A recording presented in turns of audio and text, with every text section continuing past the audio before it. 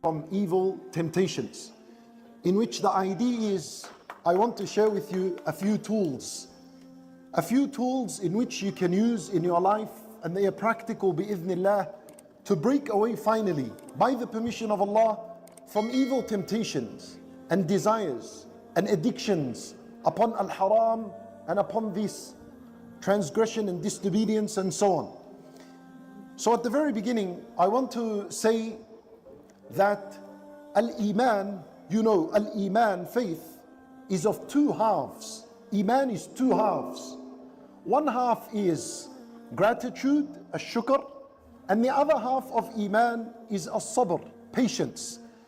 So patience and gratitude together make al-Iman, which you need to enter the paradise. The part of ash-shukr is when we fulfill Allah Azza wa Jal's commandments.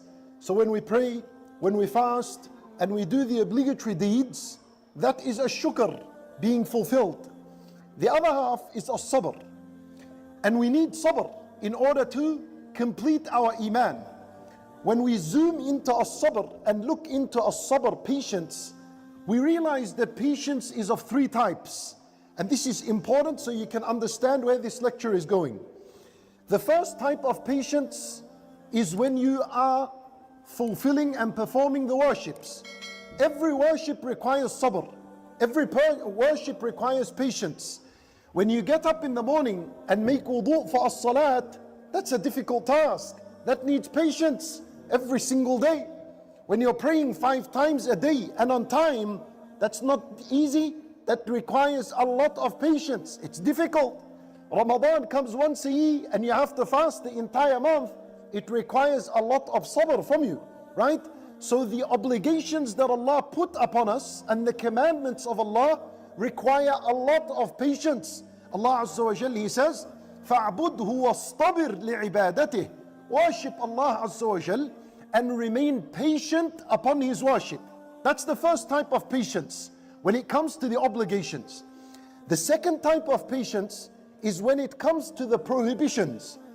So when you avoid sins and you avoid al-haram, that also requires patience, right? It all requires patience. The second type of patience is the patience that is required when you are avoiding sins and transgression. So now, az-zina today is rampant in the society that we live in across the world. It is very easy to commit az-zina. Az-zina is not only one form. The eye commits az-zina when you see al-haram. So we said the second type of patience is patience when it comes to the sins and avoiding al-haram. That requires patience. And we said, for example, az-zina. Az-zina is a sin. It's a prohibition. And so now, az-zina is not one type in where just a man and woman meet each other and they sleep together. Az-zina is zina of the eyes. A zina of the eyes that requires a lot of patience for you to hold yourself and restrain yourself from watching al-haram.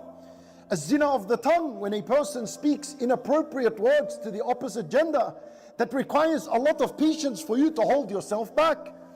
A zina of the hands, to touch inappropriately. A zina of the legs, to walk to al-haram.